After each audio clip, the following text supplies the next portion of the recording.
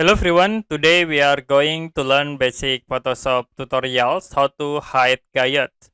Okay, we'll create new file and we use default template settings. Now to create Gayet, you can click view and we can active for rules.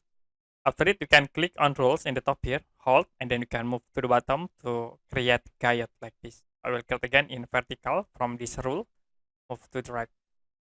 And if you want to hide this Gayet, you can go to view menu, click on show, and then you can uncheck for Gayet. So to be automatically hide. To show again, you can click view, go to show, and then you can check for the Gayet. It will be show again. Okay, that's it for basic Photoshop tutorials, how to hide Gayet. And if you have any question about this tutorial, you can comment below this video.